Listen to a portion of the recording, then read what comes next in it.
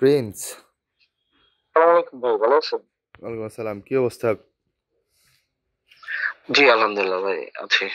আচ্ছা ভাই, ওই যে আপনাদের নতুন যে কমিটি দেওয়া হইলো জাতীয় নাগরিক পার্টির কিশোরগঞ্জ জেলা কমিটি, এখানে জি আপনি দায়িত্বশীল একটা পোস্টে ছিলেন এবং আপনার যে সাবেক আহ্বায়ক ইকরাম হোসেনও দেখলাম যে ফেসবুকে পোস্ট দিল এবং আপনিও দিলেন। বললেন যে নতুন কমিটি আপনারা ঘৃণা ভরে প্রত্যাখ্যান করেন। তো জি এটা আসলে কেন ভাই? এখানে শুধু আমি, আমার আহ্বায়ক ইকরাম এরকম না, আমাদের কমিটির প্রায় 20 থেকে 25 জন যারা কমিটিকে প্রত্যাখ্যান করেছে এবং সবাই আহ, দায়িত্বশীল ছিল। দায়িত্বশীল 20-25 জন তারা কমিটিকে প্রত্যাখ্যান করেছে। এখানে আপনার কমিটির যে গঠন, যেটার ব্যাপারে আমরা জেলার যারা এনসিপির দায়িত্বশীল আছি, যারা এনসিপি কে জেলায় প্রতিষ্ঠা করেছি, এনসিপির প্রতিষ্ঠাকালীন সময় থেকে এখন পর্যন্ত এনসিপির কার্যক্রম পরিচালনা করছি, তারা এই কমিটি গঠনের প্রক্রিয়া সম্পর্কে কিছুই অবগত নেই আমরা। দ্বিতীয়ত, যাদেরকে নিয়ে কমিটি গঠন করা হয়েছে তারা আসলে আমাদের কার্যক্রমের সাথে আহ কোনোভাবেই কখনো সম্পৃক্ত ছিল না। আমরা তাদেরকে কখনো মাঠেই পাই নাই। এরকম কর্মীকে তারা হুট করে মানে কিভাবে ধরে এনেছে আমরা ঠিক জানি না।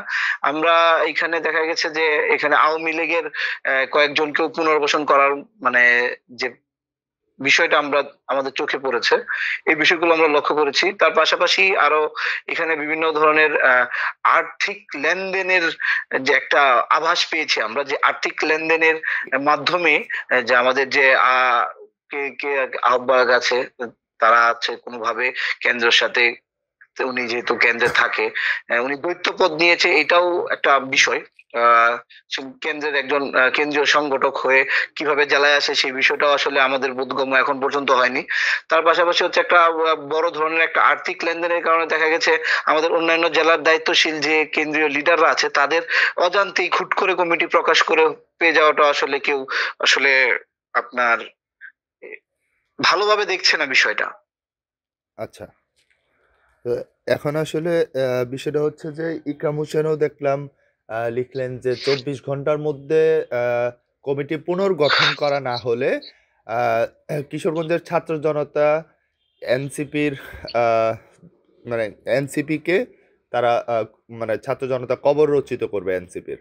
তো এই বিষয়টা সাথে আপনি একমত কিনা এবং পুরো যে বিষয়টা এটাকে আসলে আপনি কিভাবে দেখছেন? না, এখানে বিষয়টা হচ্ছে আমরা এনসিপির জন্য কষ্ট করে এনসিপি কে একটা অবস্থানে কিশোরগঞ্জ জেলায় নিয়ে গিয়েছি। এখন সেই জায়গা থেকে যারা অভ্যুত্থানের সামনের সারির নেতৃত্ব দিয়েছে, যারা অভ্যুত্থানকে ধারণ করে তাদেরকে বাদ রেখে যারা অভ্যুত্থানে আহ ছাত্র জনতার বিপক্ষে অবস্থান করেছে, যারা অভ্যুত্থানে আপনার কোন ধরনের অংশীদার দায়িত্বেই ছিল না, তাদেরকে যে দিয়ে যদি আপনারা কমিটি গঠন করার চিন্তা করেন, সেই ক্ষেত্রে আমি আমার আহ্বায়কের যে পোস্ট এবং আমার যে পোস্ট, আমি এটাকে যৌক্তিক মনে করি এবং আমি এটাকে পূর্ণ সমর্থন রাখবো। সেই জায়গা থেকে আমাদের যে অবস্থান কমিটির বিপক্ষে, সেটা এখন যেমন আছে, সেটা 24 ঘন্টার মধ্যে যদি সেই কমিটি পুনর্গঠন না করা না হয়, আমরা আরো কঠোর অবস্থানে যাব।